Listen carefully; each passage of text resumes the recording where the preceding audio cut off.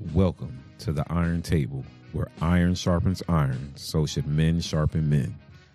I'm your host, Bryant Gadine, and I'm joined by my brothers Keith, Danny, and Steve.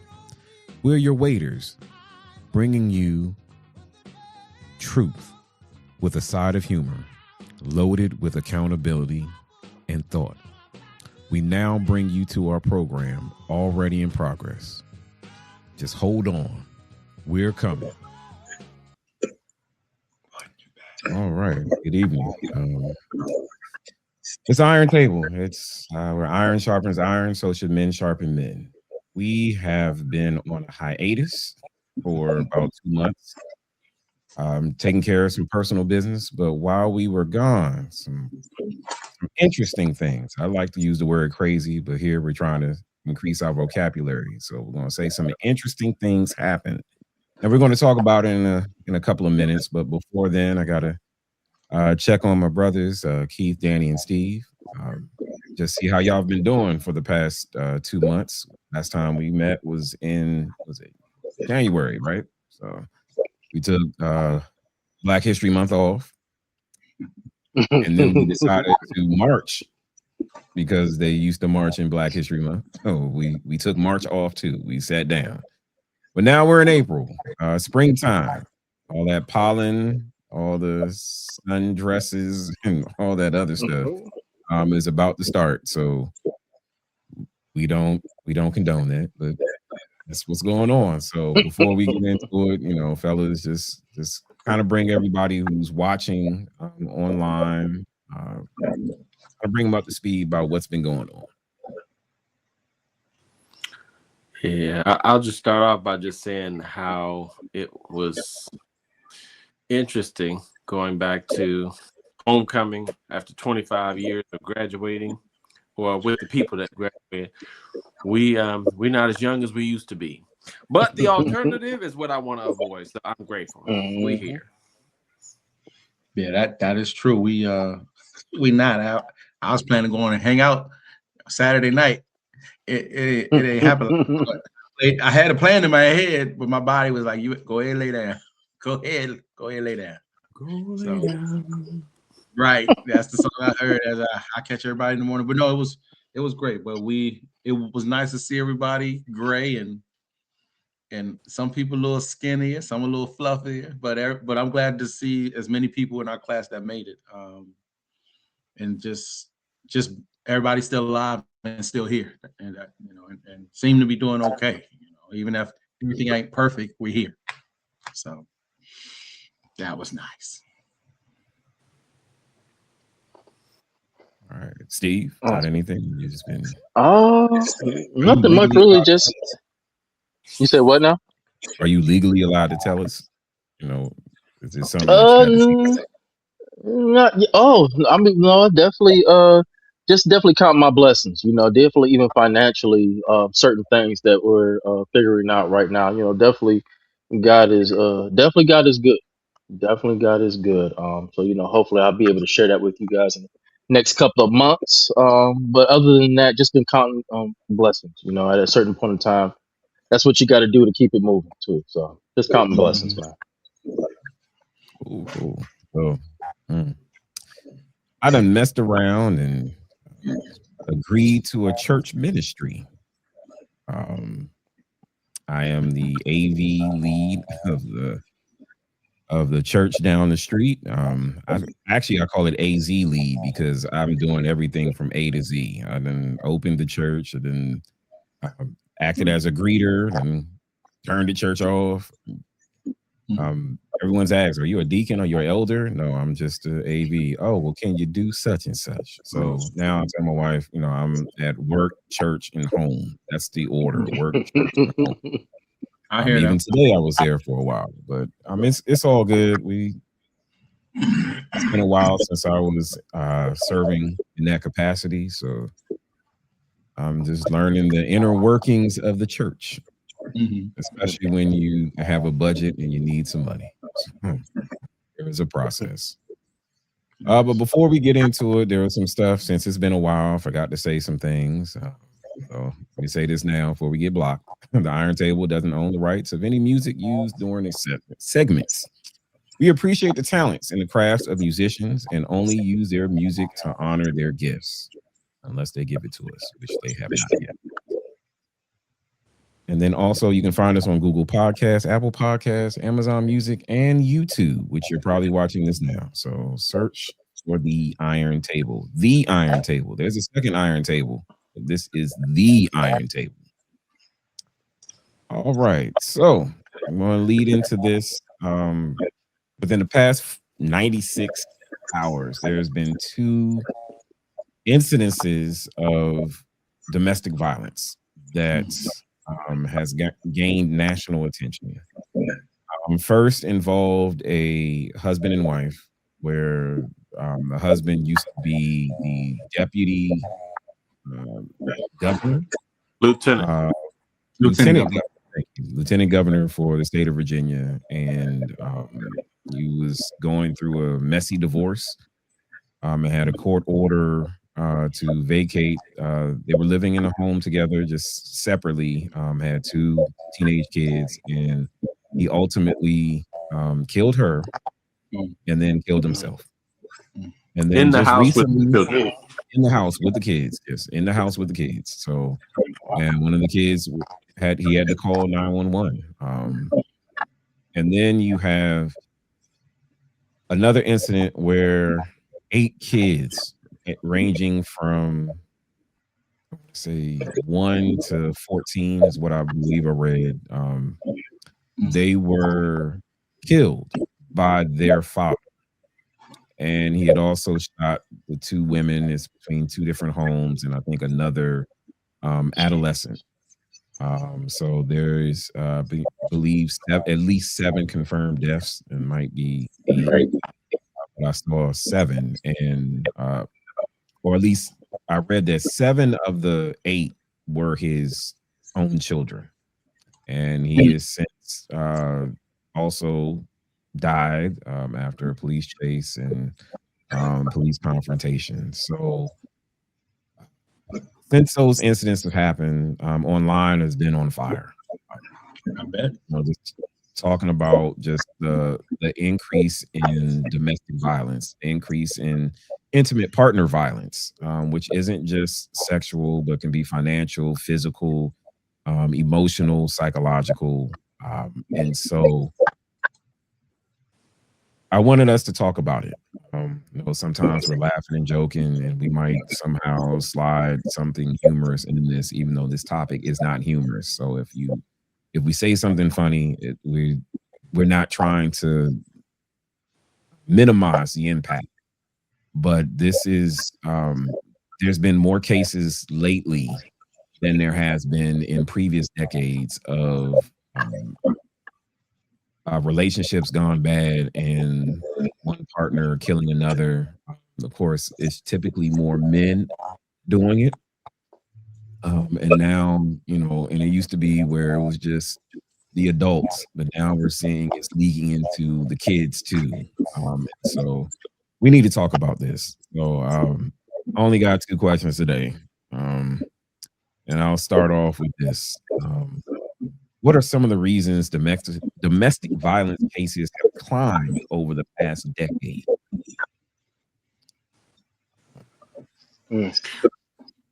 I'm gonna ask the question if we think that it's climbed or we just have more awareness because media is a little more prolific. But I would defer to the mental health professionals that are in the room. Is it that it's actually climbed? Naturally, we got some unique dynamics that we got to talk through, but based on like data and or context that those of you who walk people through these things, like have it climbed? I will say I think it's both. Probably both. Yeah. Go ahead. I'll let you go, Steve. I mean, Oh no, no. I was just saying. I think it's actually both. Where you have social media making us and the internet making us aware of everything that's going on, but also social media and the internet is also kind of making things a little bit worse too, because you have so many people have an opinion about this and have an opinion about that, and we're comparing our relationship to this and comparing it to that, and that's bringing so much anxiety and stress. And you don't have enough bandwidth to even deal with your partner anymore because of all these particular stressors that are presented to us on social media. So at a certain point in time, there's going to be a blow up point to where people are doing irrational things, and also how things are being presented, or how things are being presented when it comes to relationships, and that hey, if somebody does this or somebody does that, this is how you get them back. Or if your man or if your woman's not doing this is what you do, XY. And people are following this advice, and then but sometimes this advice can really get you hurt, or really can make somebody feel a certain way, and before you know it, we're doing things that we wouldn't normally do, because it's this whole snowball effect of the internet. Like, as I've always said on here, I'm a big proponent of the internet was a mistake. It is definitely something that is making things much worse. You know what I mean? As good as as on the internet, I think for every one good thing that there's on the internet, it's like 100 things that are bad. You know what I mean? And it's not and that's just my opinion. But from what I'm seeing, and especially in a lot of couples therapies, it's just this whole sense of comparison to other things and other couples, and people are not even realizing that what you see on the internet is not even a true reflection of these particular relationships, and they're comparing it back to them, and then that just makes the whole dynamic and anxiety and expectations something completely different, and before you know it, we're harming each other too. That's my take on it. I agree with the current description of things, but I would like to even go further back years, because if we're talking about domestic violence, it used to be part of the fiber, the culture. It was what happened. In fact, some people used to blow off steam by being violent. Unfortunately, you come home from work, yell at your kids, attack your family, like you go. So what has changed is, or what is changing, or what we are noticing is that it is leading to more severe, deadly situations that are becoming more prevalent, and that's with our whole society. Kids have been bullied since the beginning of time, but they weren't shooting up schools.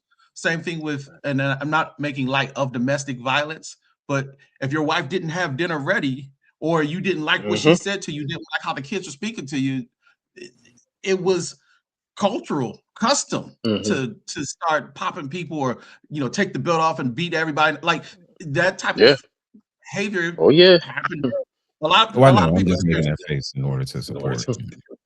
So it's not right, it's not fair, it's not okay, not condoning it, but domestic violence isn't new. It's how we're handling it, the level of the lack of control that we are starting to see with that, like with everything else. Like I said, and I think COVID showed us a lot about ourselves. We had to be locked in the house with people. I'm sorry, I know we serious today, but I'm thinking about some of the things I heard and things people said when they were locked in the house with people they could not stand, or people that would just start getting on their nerves. And But some at least things they were beginning to talk about it, though. See, I think the problem is that people are not, when it's something small, and I say small not to minimize it, but to say, while it is, like, if you keep leaving the door or the drawer open after you've gone in, and you can just easily close it. Tell your partner, hey, that's getting to me, after the fifth time, hey, can you start closing the drawer? But if I'm agitated, when you say that sounds like a threat to me. What you gonna do if I don't? I'm sick of you. I'm sick of you talking to me like you crazy. Like, I just asked you to close the door. We as a society, we as a society are getting more and more violent, period. You know what I mean? And not being able to solve problems without violence. You know what I mean? Just hearing the amount of, outside of even just domestic violence, hearing so many instances of, freeway shootings now. That's becoming bigger and bigger, to where at one time it wasn't that big, where, people are shooting at, just recently, I think somebody had sideswiped a car. and they kept on going. And then one car just kind of followed to get the license plate and called the police. But in that following, the person that sideswiped took out a gun and shot at the other car just because they were trying to get their license plate. You know what I mean? And it's like these are this is our thought process to solve problems now. When things like that weren't that prevalent, maybe 20 or 30 years ago, where people are solving these little issues with things that have Dream. extremely big consequences. Because now that you've done this, you looking like 5 to 10 now, easy. They can pin in, stolen weapon, attempted murder, fleeing and eluding. All these things are going to add up to now you're going to be sitting tight for probably about a good 2 decades of your life. And and something small like that, this hasn't been happening. This has been happening more and more because I think us as a society, we are just becoming more and more violent, if that makes sense. Are we though? As like no knock on that. My mind immediately goes to like right after Adam and Eve get put out of the garden, and then we got we got like literally the third human being who was ever born on this earth is the very first case of like violence, and we're not talking about by the fourth person. Yeah. Yes.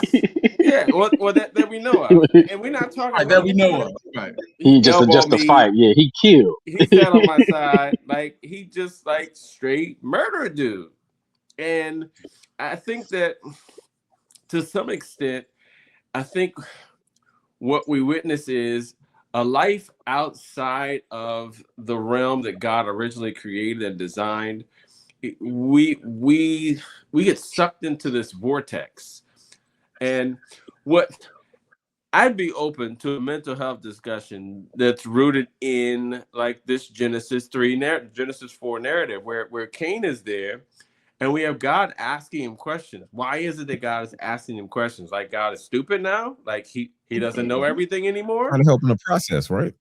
Yes, and so this is the conversation that we need to have, because like what God is doing, it seems like we have an absence of here amongst people. He's showing us how to mitigate a tragedy, but he is not able to. Not that he couldn't, because he's all powerful. He's not controlling them. And so I don't want to go down a rabbit hole, but violence has always been a part of our existence. And when we don't have the words, I had a student one time who said to me, it was, she didn't say this, she wrote on a test. So I used to teach Bible class, and I may have mentioned this before, but this student essay question at the end of this test, you only got points if you wrote paragraphs, because I really wanted them to like take some time and not like, that was the whole goal as a teacher, like pontificate, write something out, make some sentences, like sound good. The question was asked, why did Cain kill Abel? And this girl, who wasn't the sharpest pencil in the box, she got full credit and extra credit with her one sentence response, and it was because he couldn't kill God. And I said, wait. I went back and I saw that Abel, he didn't do nothing to nobody. He just over there. Cain isn't mad at Abel. He's mad at God because he can't put his hands on God. Yeah, you could argue that. You could. But then we have this story unfold because he's got all of this pent up rage that God is trying to help him process, but he doesn't answer the questions. His response to the questions that God has for him about why his face is messed up, why he's upset, if he does what is right, God says he's gonna bless him. Sin desires to have you. You must master it. You must master it. We are the masters of our emotions. We have been given dominion, but we don't know how. No one has shown us. Are we really the masters of our emotions? We should. I would dare say that we who is okay. So I'm gonna say this. So if I'm hearing you right, he's asking someone that's emotional that's Yeah. in rage, Mhm. questions that would invoke accountability and reason. Yeah. When has that worked? I'm gonna say processing, and he does it. You Mhm. see it modeled in Genesis chapter 3. Very first time he sees Adam and Eve, he's not coming with the belt like I'm gonna No. get you. He's coming with these questions, and it's not Questions. like he's blind. He's not Stevie Wonder talking about Adam. Where are you? No, I'm looking at you. Where are you? Where Who are you, told Adam? you that? God knows who said it. What have you Mhm. done? I watched you do it. But it's something about our ability to process, our It's ability for us. to It's for us to process. yes. Because because it is we should be trying to master our emotions. Because Mhm. who else is, if we don't have control, who's going to?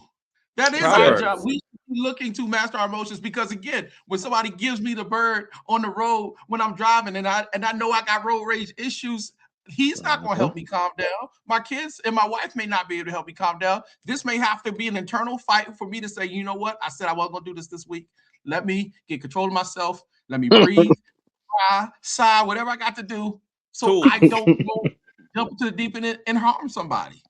But in Mhm. these two instances, Mhm.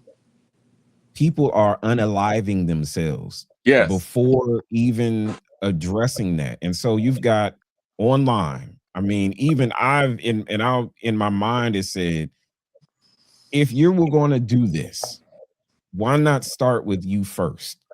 That And part then right there. see after you've done yourself first, then try to go to the next person, because you That won't part. be able to if you're successful. So it's like, why, if this person is, if why take them out the game and you take yourself when you can just take yourself, and then you won't know what they're doing. They don't know anything. Mm-hmm. You know, you're not separating them from their children. You're not separating them from their family. You're separating yourself ultimately from them. People are doing that You're, more. you're you're thinking logically at this point. You're I'm about to talking say about people. You're that's talking about very people that are very emotional, and in an emotional state, you're very illogical and doing illogical exactly. things. You know what I mean? And very and A, also B, and very C don't click together. yeah, and very selfish things too. Because at this point, you're saying that I don't want to live, and I won't take you with me. You know what I mean? You're being very selfish and very illogical. You really have your emotions are getting the best of you. And I've actually talked to a couple, but actually two or three couples this week about that very notion of, Mm-hmm. hey, do not make any decision. Literally, I had to text somebody earlier this morning. Do not make any decisions right now until we all meet and process this. Because the Mm-hmm. decisions that you're about to make right now are very big decisions based upon something that, warrants some type of reaction. But do we really need to go that deep off the end like that? So when we're actually then able to process those particular things, then you see like, okay, you know what? I don't need to do that. But sometimes when we don't either have that help, or we're just again making snap decisions off of emotions, we will do these particular selfish things. And it's not about that we think it's the right thing or anything like that. It's just our emotions overriding common sense and logic.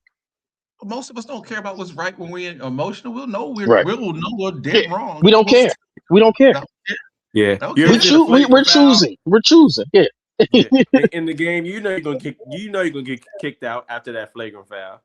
But it's just Hmm. like, Oh oh yeah. nah, I remember that elbow. You think I forgot? Nah, let me Hmm. show you this right here. Right. Hmm. And that's part. But I do want to be very, very focused because it's an important conversation, Brian. And I have, as I mentioned to you guys, I have had in my personal family these scenarios play out. So I'm very familiar, very hypersensitive, and I absolutely got PTSD when I hear these stories of somebody who's chosen to unalive the person who bore them, children, and then unalive themselves. It's not something you can wrap your mind around. It doesn't make no sense. You grammatically Right. incorrect on purpose. Like it's I don't want to use certain I don't want to overly spiritualize it but this concept of steal, kill, and destroy, like Mm-hmm. this is what Mm-hmm. the end result of when we choose to try and live and make sense of a life without God, where we're like, I'm going to take this into my own hands, where we're so Right. focused on ourselves that we lose sight of the fact that, okay, so who's going to raise this kid? Like, what of the issues that they're going to carry with them throughout life? Mm-hmm. Like, Mm-hmm. how is it that there's nothing about that makes any sense? So how do we get there? I go back to emotional constipation, because Mm-hmm. if you have the ability to process some of these, like, thoughts, like we talked about processing, if you have the ability to sit down with somebody and say, you know what, I'm really not okay right now. I'm feeling a lot Mm-hmm. of hurt. I'm feeling a lot of rejection. I'm feeling a lot of shame. I'm feeling like naming whatever it is and walking through it, processing. I invest in my Mm-hmm. own mental health. I invest in coaches because I can't do it by myself. I get blocked up. I hold things, and eventually it starts to stink, and it starts to be manifested in my behaviors and my actions. But for the grace of God that I haven't jumped off the deep end. But when we're dealing with these mental health crises, and you got people who just don't have the tools, don't have the wherewithal, don't have a belief in a higher power, they Mm-hmm. revert to, I'm gonna fix this the best way I know how, and it doesn't Mhm. make sense. And And you it, know it what?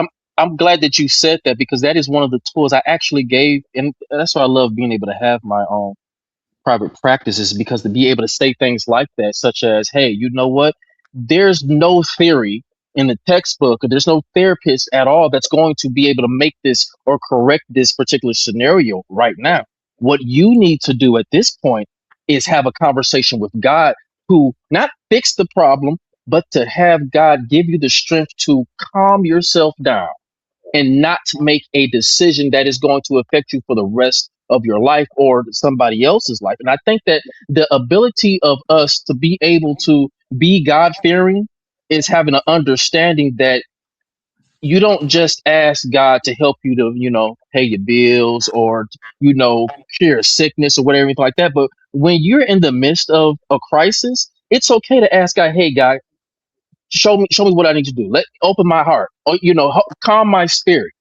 You know what I mean? That's very, very important to be able to say, hey, God, I can't do this by myself. There's nobody else on this earth that's going to be able to do this. I'm going to need your help. I'm going to Can, need can your I help. can I ask a question? Because I agree with what both you and Daddy said, and that's, to me, that's like after the fact, or like when I'm already starting to calm down. But y'all know that there are a lot of men, because I worked in the prison. I work with them. I work with the DV yeah. group. Hmm. Hmm. When you getting cussed at, your head moose like that, and called everything but a child of God, shut the you ain't nothing but a dirty. I hate your kids. I hate you. I hate your life. Hmm. Hmm. You ain't thinking about talking to God. Do you want to shut this person up? You want to shut them down? And I'm not saying it's okay. I'm not saying it's right. But there are men who have tried to leave and the door got blocked. They try to go out the other door that got blocked. And so Hmm. they resorted to the extreme. And the extreme sometimes intentionally was to harm the Hmm. person. And sometimes it was just to, Defense mechanism. I won't say defend themselves, because it went beyond I, defense. well, But yeah, sometimes they it let does. It goes emotion. To beyond use your defense. superpower. You Well, used to say well, you use your superpower, which I is got put strength. yeah, I got to put the church finger up on that, because, like, words can be weapons, Words are Yep. weapons.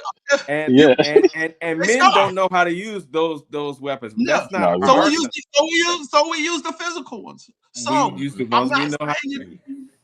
I'm not saying it's right, but I agree with prayer. But a lot of times in those moments, we're not thinking, dear God, help No. me, help this woman to Hmm. leave me alone. We're thinking, let me Hmm. shut her up. Let me do what I need to do to get out this situation. And or we don't even Hmm. care anymore. I know the kids are standing right here, but I'm about to Yeah, Now, we What? gonna But end here's this do you? right here, right now. But do now you you We have think to can that wrap there's a this watch lot of? now. this. Do you think that there's a lot of times in those situations, if we really are honest with ourselves, God told us a long time ago, you shouldn't even have been in this situation. There's plenty of red flags that I presented to you, and now you're going to have to deal with this because you did not listen to me at all. Well, Because yeah, I know in my relationships there were definitely red flags that now I see, and I probably saw them then that I clearly didn't look. I ignored, and I definitely have an understanding. Like, you know what, you went through those things because you didn't you listen. didn't. You thought you clearly saw those red flags, and you continued to say, "Hey, I still want. I'm still gonna do this. I'm still gonna do. I'm in love. No." God has Be nice at next point time. times told us, hey, you know what? No, not at all. But so like sometimes it is like at a certain point in time where we put ourselves in these situations to where these are situations that we did not need to be in because we didn't listen. Now, hold on. I'm going to flip that, Steve, and I want to get your Hmm. response. The same way you said that a man would, if God told a man, no, you don't need to be in this relationship. If he Hmm. said the same, he probably said the same to women. Does that mean that what happens to her? We don't. I want to make sure that we're not saying that what Hmm. the results of what happened to the woman is her Hmm. fault because she Oh no, did not. yeah, Okay, no, there's I want to no make sure fault. because people will be watching this, There is and I just don't you're want putting you to get. yourself. I'm gonna Yeah, be no, good. no, there's fault and putting yourself in a situation is completely different things. I can't get mad if I decide if I want to get on this motorcycle and ride and ride and ride, and I just somebody hits me. That's the risk that I'm taking. I know that I don't have to do this. You see what I'm saying? When there's certain things where it's just say, hey, you know what, this is very risky. And sometimes relationships that we get in are very risky, but we ignore those risks and we just say, hey, you know what? I think it's worth this risk. But then we get up in arms when that risk comes, Kaboom. comes alive. Like, yeah, it's like kaboom, like, oh, wait, oh. But no, you knew this was the issue. You knew how he was acting. You knew how she was acting. XYZ. You could have got out of this. And so it's not saying that there's a fault, but I'm just saying that there's things that are always presented to us to get us out of situations. You understand what I'm saying? Before they even get bad or get worse. We choose to, again, being emotional creatures because, oh, I'm in love or I'm in lust or whatever it may be. We continue to march full steam ahead. But as time goes on, as things get, we start to reveal ourselves more to people after that 2 year honeymoon phase. Guess what? Now we understand who this person is when and we still choose to continue to move forward sometimes, you know. But at a certain point in time, we have to take accountability for our own actions. And not saying that there's fault, but we all have our own accountability that we have to do and put some checks and balances for ourselves and be able to say enough is enough. I think me and Keith, probably all of us at this point in time have gone through some relationships right now to where, I mean, I'll be honest with you. I told my girl, I said, look, this don't work out between me and you. I'm not fighting it. I'm not going to fight It's that. okay. Hey, I'm saying, hey, it's okay. I'm not fighting. I'm not going to do that because I'm not going through that anymore. You're not going through the back and forth at all. I just don't have it in me, and I know where to go. Well, we talked before. Hey, I know the extent that I went to finding out, even though you know certain things that are going on in a relationship, the extent that I went to finding out, sleuthing, detecting this, being able to see that and whatnot. I'm not doing that no more. No. I'm just not doing anymore. So that comes with also emotional rigor. And I've also even asked God for help. Hey, God, keep me from doing that again. Mhm. I don't Yep. want to be that type of person, but I don't want to exude that type of energy out to get me to the point to where then now I become somebody that I didn't think. And I've asked people this in anger management because, hey, do you think you'll ever put your hands on your wife? Oh no, I never. Hey, say, man, do you have control of your anger? Do you have control over your emotions, or you feel like X, Y? Like, yeah, I think so, but maybe sometimes I said, well, you guess what? If you're not emotionally regulated, if you're not in control of your anger, guess what? You're going to become the person that you never thought that you would become, and before you know it, you're going to be like, who is that person? And anybody that can happen to anybody. All right, Anybody. so before we go to the next question, Danny, I'll let you say.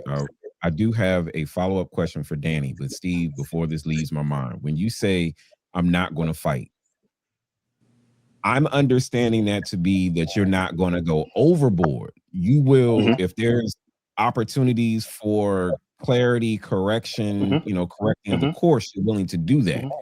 right? You're not Yeah. saying if And let me someone says, clarify "I that don't too. want to Like be with if you," you're like, all right, yeah, peace. no. Let me You clarify ask that. why. Like if I catch you cheating, or if I know that you're doing something that we have both agreed that this is a non-negotiable, that these are things that exceed that are we expect each other to hold true for each other, and you blatantly go against that, I'm not fighting you, because at this point we're grown, we know what's going on, and I don't want my emotions to get the best of me going upside your head, because that's wrong. And before you know it, guess what? We both fight.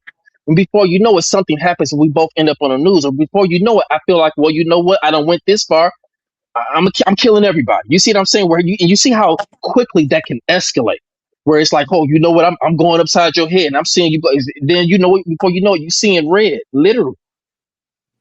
I'm not willing to put myself at risk, or my freedom, or my sanity, or my contract with God to just say, hey, I want to be the best version of myself. So I'm not going to fight you on that. Because in the first of course, guess what? We don't have to. That's the one thing that people don't realize when in relationships, you don't have to do this. You don't have to. At a certain point in time, if you feel like you are at a certain point where you are thinking about killing somebody, you don't have to be in that relationship. And I'm pretty sure God, I mean, this is just me. If we're talking about a loving God, God's not going to damn you to hell because you walked away from a situation that you would have potentially killed everybody. Yeah, he gonna be okay with you not And if killing. and you're going to be okay, that's a conversation between you and God, and just say, hey, God, I didn't want to murder. But again, at a certain point in time, we have to hold ourselves accountable for it being okay to walk away. And I know that sometimes can be hard because of investments and things where we thought things were going to be XYZ. But again, we got to have some emotional regulation. And you could either be here or not be here, or be behind bars. It's one of the two or three. Danny, I think you were about to say something before I asked I you. was going to say we by human nature are going to express when there's something that ails us, Mm-hmm. and if we do not express with words, it will be expressed in other means that can be more destructive. And this is why, as men, we must advocate to create safe spaces where men can just be real, and where it's not even about accountability, it's about accessibility, where hey, this is what's going on with me, this is where I am, I'm not good right now, i I need to process this, because at the alternative is it's a volcano, it's waiting to Mm-hmm. erupt, waiting Yep. to explode. And it's not about, I think we touched on some things that were kind of leading into this idea about self-control. And Mm-hmm. yes, I do believe that we can control ourselves. But it gets to a point where, have you ever had diarrhea? No, that's I coming out. almost blurted out. I almost Ain't blurted no out the. holding that. I was about to It's say not. that. I almost blurted out the day. I, What it imagine the emotional equivalent of that. is. We need a Mm-hmm. You're right. restroom. The restroom Mm-hmm. is a space where people can come and sit and get that out. We don't have enough spaces. I'm sorry for the graphic and the visual, but No, No, like I but use seriously, that. y'all. you 100%. You 100% right. You're 100% right. But here's the thing. What happens? What happens when we know the feeling like, okay, I better not let that out because I know that feel a little hot. Let it Okay, I can out. make it.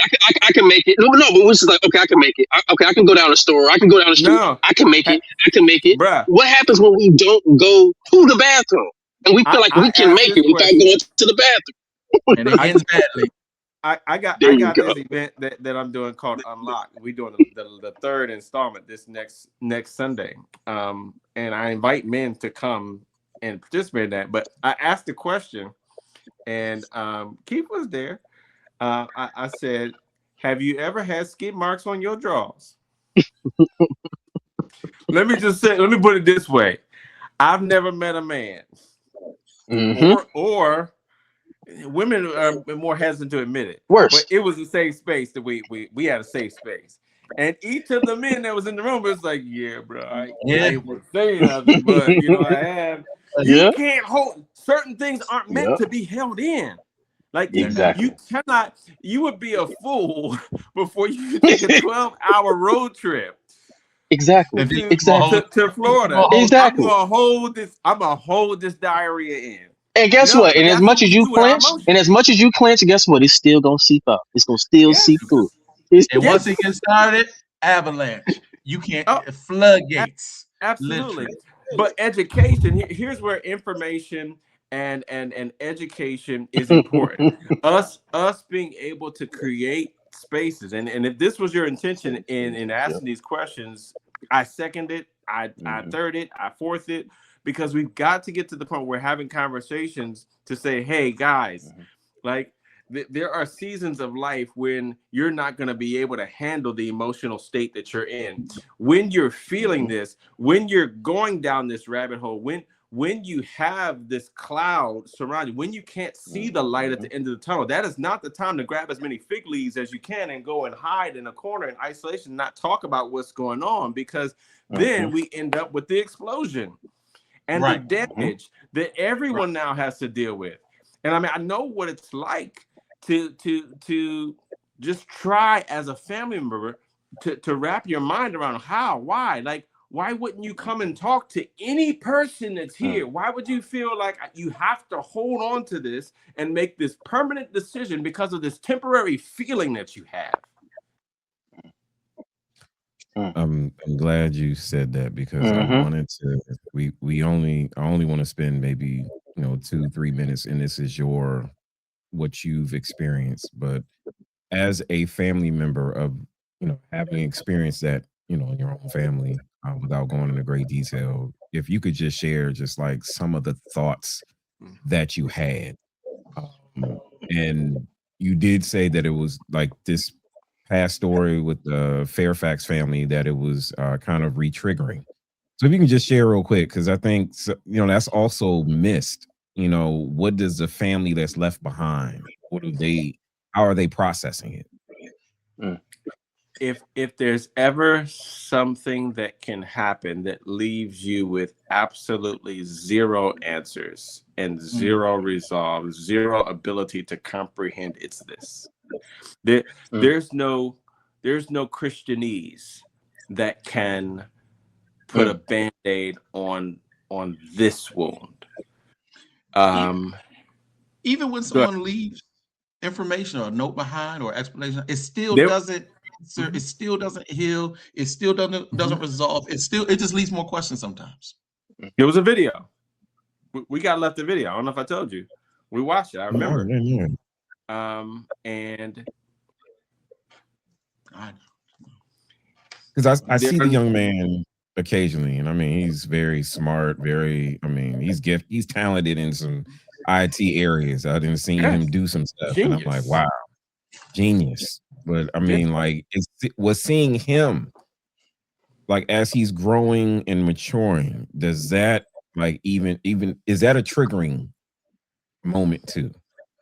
I mean, it's inseparable. You have aspects of this bright kid, and the kid is literally a genius. I can only imagine how you can't really recreate this utopia when things happen, but um you can't help but wonder. You're left with questions that have no answer. And probably one of the most significant things that I've been able to realize, because even while going through dark seasons of my own life, because I've lived through that experience, um, and and I can understand when people have ideations. And Mhm. there's not a person in the Bible who did not, in some to some capacity, just like Mhm.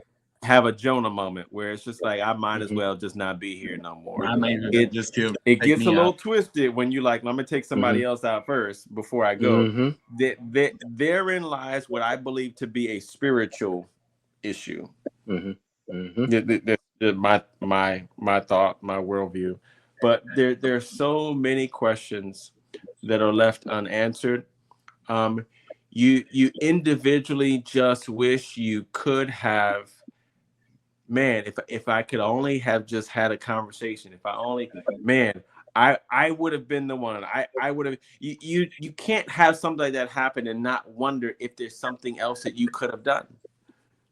And when you're left with these pieces, at the end of the day, you did the best with what it is you had in that season at that time.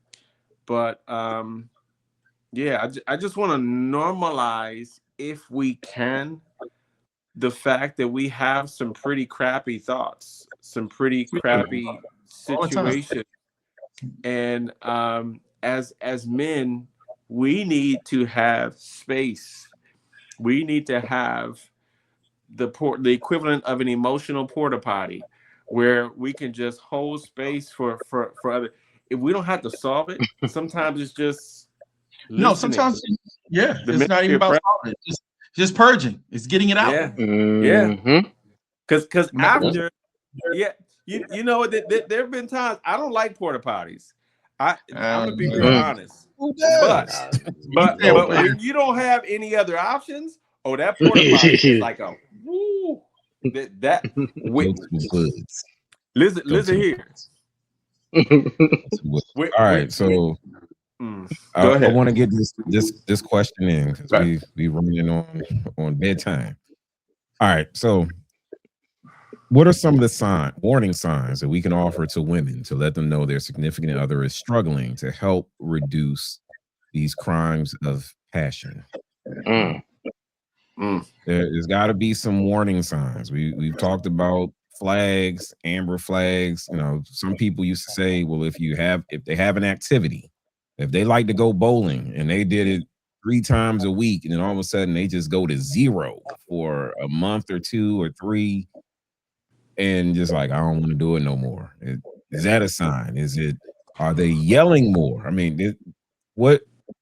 Yeah, for those that have talked to men who are in jail for these type of crimes, you know, what did they say? For those that have seen others in their relationship, just watch from the sideline, like, man, that's a flag. That's a flag. That's a And you're flag. saying crime. You're saying crimes of passion as if they doing something wrong and now they getting caught. Is that what you're saying when you talk about No, when I I'm think of talking crime of about, passion? okay. So I didn't want to keep saying domestic violence, you know, just Okay, trying to find a gotcha. different term, but where you have these men that are physically hurting women and children. Hmm. Sometimes it's hard to Sometimes see. there may not be any signs. I was gonna say, 'cause sometimes there's no sign. I will say this, because this is also part of my, well, no, I will say this. Sometimes when we go through a lot of changes, and I was going to talk about this later, but as men, we need to learn how to lose. It's not always going to be good. It's not always going to be great. But when we are in a season of loss, because we lack the vocabulary to express how we feel, we physically will act out. And even when people are coming to help us, which is sometimes our mothers or the women I'll say the women in our lives, we will react in a way that's violent. Or sometimes the children. Sometimes we take things away from others because we feel like things are being taken away from us. So what I remember is that the guy in Virginia, I heard he had also lost an election or two. So yeah, And so started drinking. he originally, the first incident was he was trying to be the state's attorney. Right. And he Lost didn't win, that right? and Right. didn't win, but they said he recovered. He was drinking excessively, recovered, allegedly, and then the last thing was he was, as the lieutenant governor, he was charged with 2 women came forward and said that he sexually assaulted them, raped them. And so while he did not vacate, I think he stayed in that but that helped hurt his trajectory. Oh yeah, ain't no So it question. was You get lost. two charges like that, you it's gonna hurt you. But that's just it. Life isn't over. You may not be what you thought you were going to be, but like you're gonna have to find another road, another path, or God may take you another way to get to where you're gonna be. But harming your family and harming yourself is not the answer. You definitely do not have the results that you were looking for if you do this. So a lot of times we lose jobs, we get kicked out of school, we mess up our marriages. Life isn't over. Right. And I don't think we get that That in part. that moment. We're going through it. And I trust me, when you thought you were supposed to get married, or thought you were supposed to get that job and work your way all the way up to the top and be CEO, and it doesn't happen, the first thing we are most times we are emotional wrecks, because again, we talked about this before. Our identity is in that one thing that we're doing. So when it's no longer accessible, that emotional clarity is gone. So if we could just get through that, like you said, get through that stage, and we have people helping us work our way through, it puts us in a better place where we can see signs. Because losing jobs are signs. Not doing regular activities are signs. Irritability, drinking, drug abuse, sex, gambling, all these are signs of a problem that we are losing self a lot of times. So I was going to add isolation. Isolation, that's a big one. Isolation is a big one. So once we start doing all these things, a lot of times, yes, it can result in, because a lot of times when we're isolating, a lot of times, especially being on social media more in these rooms where they're feeding that negative spirit, where so there's a lot of things that can be signs. But when we are going through these losing seasons and we feel empty or don't feel like ourselves, we got to break the habit of isolating, sulking, and we got to lick our wounds and heal. But we got to find a healthier way to do that, so that we don't harm ourselves. We don't harm people in our lives that we love, even if they don't want to be married to us anymore. It didn't make sense. A lot of times we don't want them to go because I don't want somebody else to have you. That's what I've heard other people say. If I can't have them, because I've heard, or if I can't have her, I don't want anybody else to have her. But if she, again, by taking her life, you take your kids have neither of you now. So it's better to allow her to leave. It's going to hurt, and guess what? You're going to rebound, because in about 6 months to a year, you're going to be. I told him there's another case. I told him you're going to be dragging somebody in here trying to introduce your new girlfriend, and I'll be like, I thought you would never love again. I did say that. That part, all of that. So, go ahead. No, go ahead. No, I was going to jump in and say when 9/11, was it 9/11? No, it was the crash of 2008. When the crash of 2008 happened, there were stories of many executives who were unaliving themselves, and it was a trend. It was insane, all because their net worth. What's interesting to me is that if you look at what the market has done since then, you will find that it has exponentially compounded. It did more than rebound. It doubled, tripled, whatever their net worth was then in that moment when those people chose to unalive themselves. Had they just had a different philosophy and held on, had they reached out for help, had they not made a permanent decision because of a temporary condition, their net worth would have been quadrupled. It would have been, I don't know the exact statistics, but the reality is, like Keith pointed out, people think this is the end. This is this is as bad as it gets. I can't go on from this. I'll never recover. When in actuality, that's the biggest lie. That's a lie from the pit of hell. The pit of hell, devil himself said that one. That one right there. But it's so believable in this moment where there's nothing but darkness. And this is why you got to have another third party who can see the back of your head, who may have a telescope to say, hey, that line where the ocean seems to touch the sky, that's actually not the end.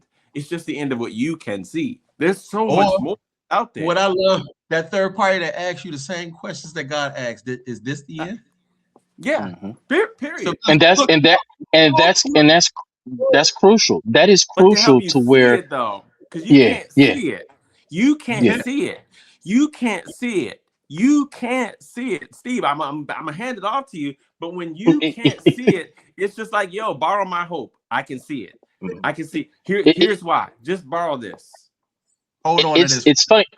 It's funny that you guys are bringing this up because it's bringing into notion of a public situation that's going on with the former head coach of uh, Michigan Michigan. University football team, right? And I say that because it's imperative that we have an understanding that yes, we as men or we as human beings have a duty to definitely seek help, but also loved ones, family, whoever it may be, we have a duty to, if we say we're going to be there, stand, be able to ask questions, be able to check in with each other. One of the things that when they just did his sentencing, I think they dropped everything. He's getting probation, X, Y, and Z, but he was on the verge of really, I mean, he was crashing out. He was going over to the girl's house and getting arrested and crying and losing, this top job in front of all these particular things, yes, due to his fault. But one of the things that the judge said, and he even said in his closing statement to people, is that he said that he wouldn't be there right now if it wasn't for his wife standing by him, even through all of this mess. Even the judge said, hey, the reason why you're going on probation is because your wife pleaded with us to, say, hey, he's a good X, Y, and Z. So a lot of times it's not to see just the warning signs, but also just to be able to check in on people and say, hey, I know these things are going on in your life or whatnot. What's up? How are you feeling? What are you doing? What do you need me to do? And just having the notion of saying, hey, I know you kind of really messed up. I'm gonna stand behind you. I got your back. I got this. And I know sometimes that can be very hard, but even on the instance of not even just talking about domestic violence, or just even just family members in general, sometimes it's our duty to check in on people. Hell, not even just family members, just as friends. When we see, like, just us four, we see each other, we just know some things are going. Hey, how you feeling about that? Hey, what you need from me? Yeah. Are you good? Sometimes that in of itself is enough to let us know we're not in this by ourselves, because I truly believe a lot of times these people offering themselves and offering other people, they feel like I'm by myself. So Yes. what's the point? What's the Mhm. point? So to be able to remedy that is to be able to know and to be able to tell somebody, no, you're not by yourself. What's going on? How are you feeling? I got you. You're not alone. And guess what? It's not just me. We got all these other people. Hey, whoever you need, and that's what gets people through a lot of time. As I would say, even for myself, I don't know how you, Keith, and you and Danny feel or whatnot. And Brian, I'm hoping you never have to go through this, but going through a divorce, I don't think that I would have gotten through or been at this place that I'm at right now if it wasn't the help for having other people to say, hey, even if you don't want to, just know I got your back. If you want to talk or whatever it may be. And that made a hell of a difference than just navigating it by yourself. Yeah. Imagine if we had to navigate our situations by ourselves. Imagine that. On the news. Yeah. Mhm. In the morgue. Yeah. No, yeah, we probably wouldn't, because I ain't going to jail. No. You already know. Yeah. I ain't going to jail. Yeah. No, we would not be here today without the supports. That's for sure. Mhm. That's one of the things we keep. This is why we're here, and we're going to start going live because there's people that Yeah. need to communicate. There's people that need to ask questions. We need to be able to give them some on the ground resources because it's happening more and more, Mhm. and it's not just one person. It's It's a entire crisis. families, legacies. It's a crisis. Pandemic. Yeah, this is a Yeah. pandemic level event. So, Mhm. all right, fellas, we still like to give out our parting words or final thoughts. I don't really have any. I can tell you, I can't sum anything up. Normally I have some nice words. I've heard porta potties. Now I'm gonna look at Constipation, that porta potty, construction site and diarrhea. see like, yeah. Diarrhea. Diarrhea, porta potty. I'll go. Parting words, because I already kind of led to mine. We will have seasons where we are losing. We are not doing well. It is not going like we thought it would go. We have to learn to lose with the understanding that a loss doesn't mean we are losers. A loss doesn't mean that it is the end. Those are sometimes those are indications that we need to get better and we need to ask for help. So it's temporary. Even when you lose our job, we lose our way, you lose your identity. It's temporary. But getting the help to get back on track, there's help out there. So don't give up. Don't resort to hurting yourself, harming yourself or those around you, like a lot of us tend to do. There are better ways to handle anger. There's better ways to handle just overall emotion. I think we still, as men, sometimes we're crashing out more, but and not in a healthy way where it's stable and it's helping ourselves. It's just yelling. It's not even therapeutic even. It's just sometimes, and that's okay, but come to a group and let us help you turn that into a therapeutic experience where you're getting better from getting it out. So that's all I got. We'll learn how to lose, knowing that it is not the end. And a lot of times it's how you get that winning franchise. You got to have that terrible team first, so you can get some help. For sure. For That's sure. it. That's all I got. Uh, I'll end it with for me just stating be able to check on your people. You know what I mean? Sometimes it's just a matter of even just picking up the phone or sending a text message, just saying, "Hey, how you doing?" You know what I mean? A lot of times, and this works for me, not really asking what's wrong. Yeah. Just say, "Hey, what's on your mind? What's going on in your world?" You know what I mean? Because a lot of times, even for us as men, it's just saying, you know, some women that are very independent, they're not. That's an admission of you can't handle this, or something's wrong with me. That you're asking what's wrong, and we can navigate that, but just saying, hey, what's going on? What you're thinking about? On your mind. What you think about? What's on your mind? And that breaks down. So, and you have no idea how much that can mean to somebody that they just have sometimes just a sounding board. They're not really looking for solutions. They just need to get it out, you know, relieve, so I'll just say this, just, please people, just check on your people or just ask of them, what's on their mind or how they're doing. It doesn't always have to mean that something's wrong, but just the fact that getting somebody to understand that they're not alone in this world, even regardless of what situation that's going on, so just start practicing that, people. That's good. I'll just say that I'll just re-echo the fact that one of the biggest there's an enemy walking around like a roaring lion, seeking whom he may devour. And we see over and over in scripture, he gets us to do his dirty work. He wants us to be the Taliban suicide bomber who will detonate ourselves and the shrapnel will get everybody else around. Yes, It's never too late. That is a lie from the pit of hell.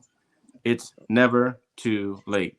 And last thing that I'll say is I'm convicted. I haven't been walking in obedience. The Lord gave me an idea to help people learn how to hold space for each other. And I'm going to be starting it this week. Right now, I have the banner that it's going to fall under. That might change, but as of right now, it's I just have this concept of fellowship. But I put the word abundant in front of it. But like the abundant fellowship. But just and it's very simple. It's simply just a place where people can just come and just check in, learn how to help each other just walk with through the mess. We're gonna have difficult days. There's not every day that we'll see light at the end of the tunnel, and that doesn't mean that there's anything wrong with you. It just means that, hey, I need to get out of isolation. I need to invite someone in this space so that they can hold my hand while we walk in the darkness, and I can get through this because we're never ever alone. Here's how last thing I'm gonna say is this. Here's how you're never alone. At your funeral, are there gonna be people there? Are they gonna be crying? Are they gonna be messed up? Or are they gonna just, oh yeah, bro, yeah, that dude? No. There are people right now, the same people who would be there grieving you are the ones who will be there supporting you in this moment, helping you through what seems unimaginable, what seems like there's no remedy. And so don't give up. Don't give in. Even if you can't see light at the end of the tunnel, it's okay to not be okay, but it's not okay to stay that way alone in isolation. That is a recipe for disaster. And he'll get you to start believing that lie that it's too late and you might as well give up. That is a lie from the pit of hell. I said it 3 times. I'm going to say it one more time. It's a lie from the pit of hell. Yes, sir. I'm gonna say from where? Pit of hell. From the pit of hell. Devil himself. Amen. Well, fellas, just thank you. I noticed that, in life, we're all like pressure cookers. There's a little release valve. I hope that this moment that you've heard from us will give you the wherewithal to release some of that tension. Because if not, you will explode. Pressure is meant to bust pipes, but there are release valves. And my last thing, there's a lot of people, and we've with our Buzzsprout audio, a lot of people have been listening. We've reached over 2,500 downloads, but we can reach much more if you're willing to share. And I thought I wasn't going to be begging like a Jodeci song or one of them. Oh, snap. I'm closing my eyes because I'm not trying to see this. But please, if share this with someone, even if you don't think that they are going through something, just the fact that you're hearing 4 brothers talking about vulnerability in a way that leads to strength, talking about it so that it becomes the norm, talking about it so that others can see that you can talk about it and you don't feel or look less than, because we're carrying weight. We're acknowledging that we're carrying weight. We're carrying things that our forefathers may not have had to carry in the same way. And while they toughed it out, or what we thought was toughing it out, they were expressing it in various places, in various ways, both constructive and then non-constructive ways. We're not trying to lose the identity of manhood, especially in our Black and brown communities, but just overall manhood, by holding on, exploding, and not being around to pick up the pieces and not learning the lessons. So share this. Send the audio. We're going to start going live. We're going to be taking questions. We're going to be trying to put a positive thumbprint on various topics and situations, because I know I'm tired. I'm tired of reading about innocent people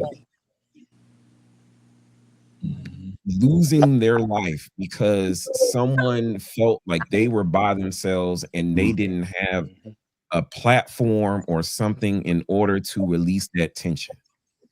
We're not here promising that we're going to make things better, that we have the answers. But we've all been through something. We've all had a story to share, and the constant theme is to talk to somebody to release that tension. So share this with someone who you think is strong, someone that you know is strong, because it's usually those strongest people that are carrying the weight, and one additional feather, one additional straw will break them. And we don't want to see anyone else broken, because Satan is coming after the head of the home, because he knows if he gets that, the rest of the house will crumble. So I'm Brian. I've got my brothers Keith, Danny, and Steve. Please, please, please talk to somebody. All right, it's the Iron Table, where iron sharpens iron, so should men sharpen men. We'll see you next time. Peace.